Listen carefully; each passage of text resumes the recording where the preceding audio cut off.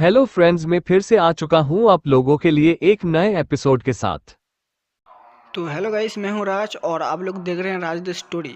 तो आज का वीडियो शुरू करने से पहले मैं आप लोगों को बता दूं, अगर आप लोग चैनल पर नए आए हो तो प्लीज़ चैनल को लाइक, सब्सक्राइब एंड कमेंट जरूर कर देना। तो शुरू करते हैं आज का स्टोरी, तब तक के लिए बाय बाय। CH 135 अंडे का फंडा। डीन के अंदर सभी लड़कियां और शौर्य एक कमरे में खड़े थे। उनके सामने 4 अंडे रखे हुए थे और उन अंडों के सतह पर क्रैक्स गिरने शुरू हो चुके थे। इन क्रैक से 4 अलग अलग रंग की रोशनी निकल रही थी। शौर्य ने देखा कि उन अंडों से लाल, हरी, सफेद और नीली रोशनी निकलेगा थी और ये रोशनियां एक तत्व का प्रतिनिधित्व कर रही थी। सबसे पहले नीले रंग की रोशनी वाला अंडा टूट जाता है और उसके अंदर से एक ऐसा जीव बाहर निकलता है जिसका पूरा शरीर एक कछुए का था और उसकी पूंछ एक सांप थी। उस कछुए ने निकलते ही शौर्य को देखा और उसके पास हवा में तैरते हुए पहुंचा। उस कछुए ने शौर्य के सिर पर अपनी जगह बनाई। ये जीव सिर्फ एक हथेली के आकार का था, तो उसे ज्यादा जगह नहीं लगने वाली थी।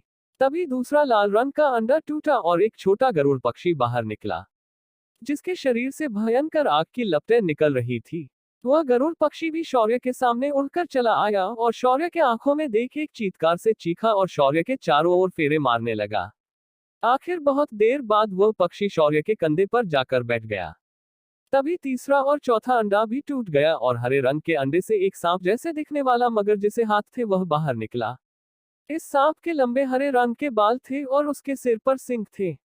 वह सांप जैसा जीव शौर्य के हाथ से किसी ब्रेसलेट की तरह लिपट गया और शांत हो गया, मगर बगल के अंडे से जो निकला उस देख सभी हैरान थे। बगल वाले सफेद अंडे से पहले एक प्यारा सा पंजा निकल उसके ऊपर दूध से सफेद रंग के बाल थे। सभी उसे अंडे को ध्यान से देख रहे थे। तभी एक और पंजा निकला। उसके बाद अंडे के ऊपरी हिस्से से एक क्यूट सा सिर बाहर निकल आया, जिसे देख शौर्य का दिल उसे देखते ही पिघल गया। ये एक छोटा बिलोटा था। बाहर आते ही उसने म्याव की आवाज की। शौर्य ने देखा कि यह बिलोटा भी तुरंत उछलकर शौर्य के गोद में आकर बैठ गया। ये सारी क्रियाकलाप खत्म होने तक शौर्य वहां खड़ा का खड़ा था, उसने जरा भी हिलने की कोशिश नहीं की। वह तो अभी तक सारी बातें समझने की कोशिश कर रहा था।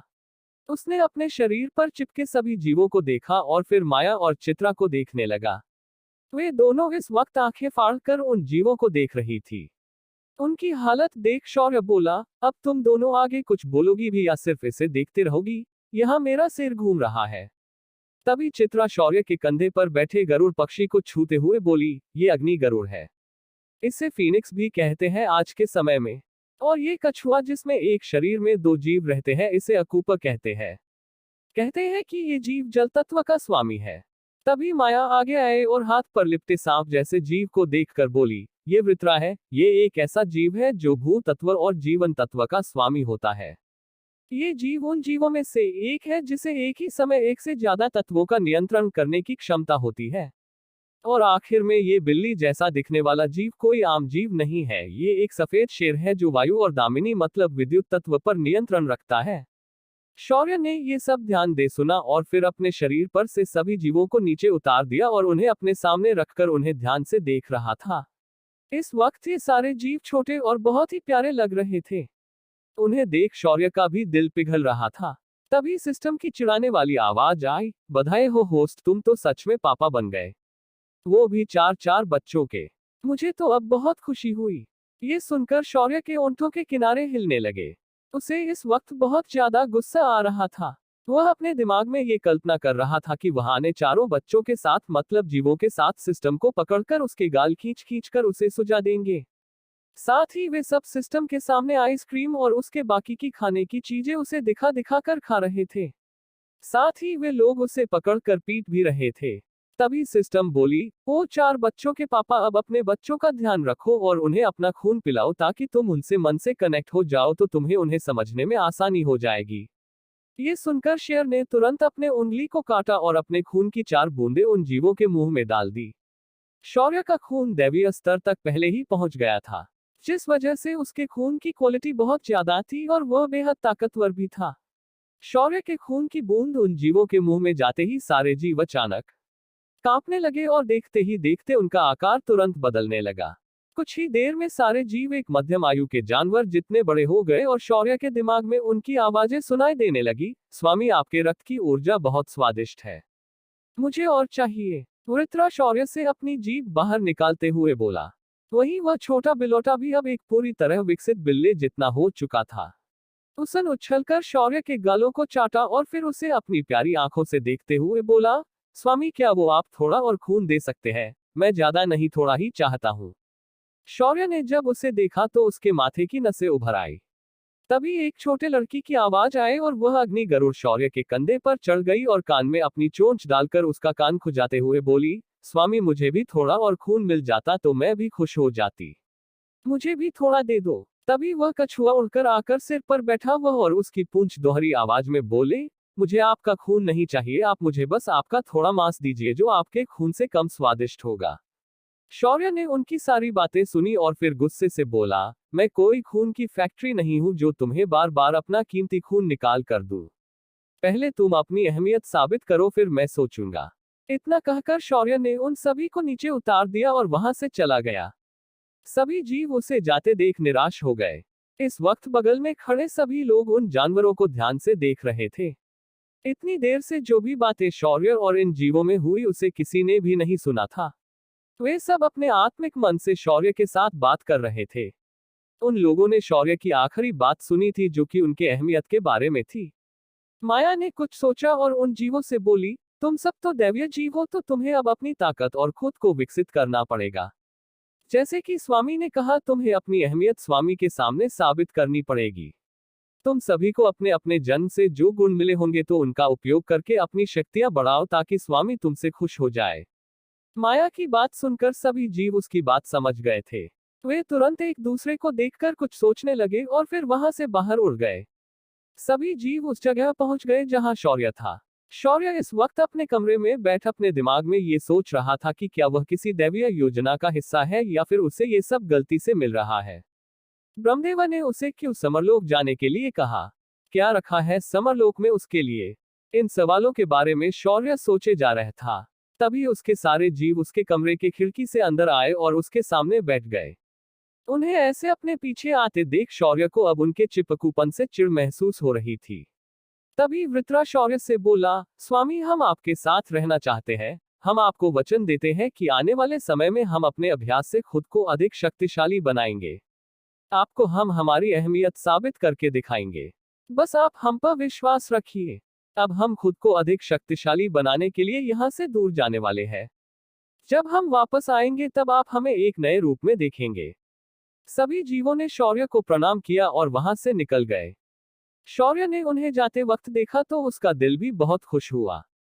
तभी सिस्टम बोली, एक बाप को अपने बच्चों को अपने से दूर जाते वक्त ऐसा ही महसूस होता होगा। मुझे भी अब रोना आ रहा है। सिस्टम की ऐसी चिढ़ाने वाली बातें शौर्य के मन पर अब कोई असर नहीं कर रही थी। तभी उसकी तलवार जो अब तक चुप थी वह बोली, ओह मेरे बच्चों, तुम जल्दी अपनी शक्तियां बढ़ाकर वापस आ जाओ, तुम्हारी ये माँ तुम्हारा इंतजार करेगी।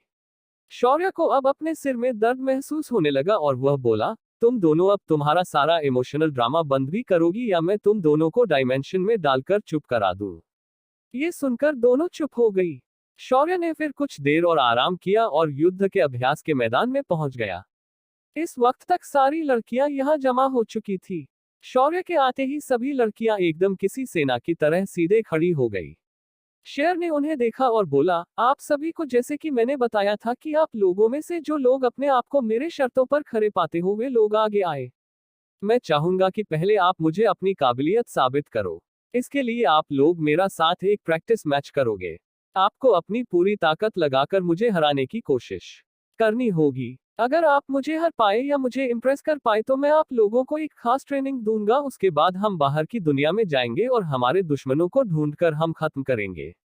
शौर्य की बात बताने के बाद माया आगे आए और उसने अपना हाथ ऊपर उठाया और मैदान के बीचों बीच एक स्टेज का निर्माण हुआ। शौर्य स्टेज के बीचों बीच खड़ा था। उसके बाद सभी लड़कियां स्टेज पर एक एक करके आने लगी और शेर पर अलग अलग दांव इस्तेमाल करके हमला करने लगी। कुछ शस्त्र लेकर हमला कर रही थी। शौर्य इस दौरान उन सभी की ताकतों का स्तर और उनकी सूझबूझ को देख रहा था। इस मुकाबले के दौरान शौर्य ने कुल 20 लड़कियों का चुनाव किया था। शौर्य ने फिर सभी को अगली ट्रेनिंग की जानकारी उनके दिमाग में ट्रांसफर की। सभी लड़कियों को शौर्य ने एडवांस वॉरफेयर की ट्रेनिंग दी, साथ ही उन सभी को कुछ काले रंग के गोले दिए। उन सभी को उसे एक्टिवेट करने की प्रोसेस की जानकारी शौर्य ने दी। उन सभी ने उसे एक्टिवेट किया और फिर उनके शरीर पर काले रंग के कपड़े अपने आप तैयार हो गए। सभी को जब शौर्य ने रेडी किया तो उसे कुछ अचानक याद आया और वह माया को देखकर पूछा, वैसे माया, क्या तुम्हें पता है मुझे कितना समय हुआ साधना करने के लिए?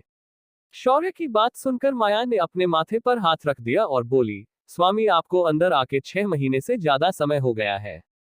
इसका मतलब बाहर की दुनिया में आपको 2 महीने हो गए। शौर्य ने ये सुना तो उसने अपना माथा पीट लिया। शेर तुरंत उन लड़कियों को देखा और बोला, तुम सभी लोग अभी मेरे साथ चलो, हमें अपना काम तुरंत शुरू करना है। इतना कहकर शौर्य ने उन्हें एक दूसरे के हाथ पकड़ने के लिए कहा और अगले ही पल सभी लोग वहां से गायब हो चुके थे।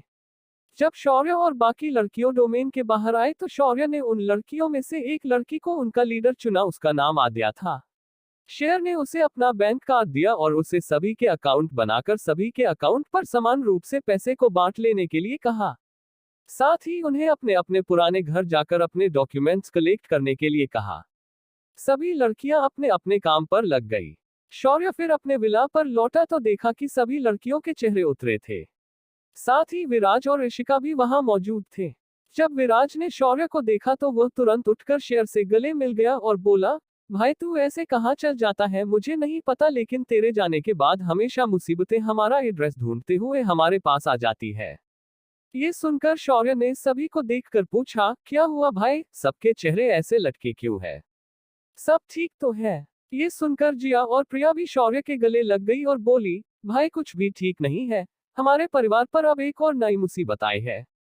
पता नहीं कौन है वे लोग, पर 10 दिनों पहले हमारे घर पर हमला हुआ पर अपने रखे हुए डेथ कोड एक्टिवेट हो गए और उन्होंने उन लोगों की लाशें बिछा दी। लगभग 40 के आसपास गुंडे उस दिन हमारे मेंशन में मारे गए, पर बात यही नहीं रुकी। किसी ने उन लोगों के मरने के बाद उसकी रिकॉर्डिंग की और सोशल मीडिया पर डालकर हमारे परिवार पर भद्दे भद्दे आरोप लगाए। साथ ही हमारे दादाजी को फैमिली हेट की तौर पर अरेस्ट किया है। ऊपर से ह्यूमन राइट्स वाले इस घटना में खुद गए हैं और उन लोगों की जान की दुहाई देकर हमारे परिवार को मानवता के खिलाफ बता रहे हैं। इस वजह से बड़े दुष्यंत चाचा और रागिनी चाची को सस्पेंड कर दिया है। साथ ही पापा की कंपनी पर भी अब इन्वेस्टर बहुत प्रेशर बढ़ा रहे हैं। शौर्य ने एक गहरी सांस ली और बोला, देखो बात यह है कि मैं तुम दोनों की कोई मदद नहीं कर सकता। मैंने जब वह घर छोड़ने का फैसला लिया था तभी क्लियर कर दिया था कि वे लोग मेरे लिए मर चुके हैं, तो तुम उनके बारे में मत बताओ। तभी कशिश बोली, बॉस सेम घटना हमारे कंपनी के साथ भी हुई है। यहाँ पर तो सिचुएशन अधिक खराब है। हमारे कंपनी के अंदर मरने वालों की संख्या 100 से अधिक थी। ये लोग हर दिन 20 से 25 ओजोन की टीम में हमला करने आते थे और उन्हें अंदर आने से पहले ही मार दिया जाता था। उनके लाशों के ढेर हर दिन लगने लगे। लगभग कुल 100 से अधिक लोग मारे गए हैं। अब हमारी कंपनी इंटरनेशनल होने की वजह से हमारे बिजनेस पर अंतर्राष्ट्रीय ह्यूमन राइट्स वाले भी नजर गड़ा के बैठे हैं और तो और अमेरिकन और एशियाई देशों ने हमारे दवाई को अपने देशों में बंद करवा दिया है। काशी की रिपोर्ट सुन शौर्य के चेहरे पर एक कुटिल मुस्कान आई और बोला, लगता है इस बार फिर कोई पागल अपनी मौत को बुलावा देने बैठा है। क्या करेगा शौर्य आगे? कौन है शौर्य का नया दुश्मन? क्या शौर्य उसे अच्छा सबक सिखा पाएगा? क्या शौर्य द्वारिका के अग्निहोत्री खानदान को बचाने की पहल करेगा? क्या होगा आगे?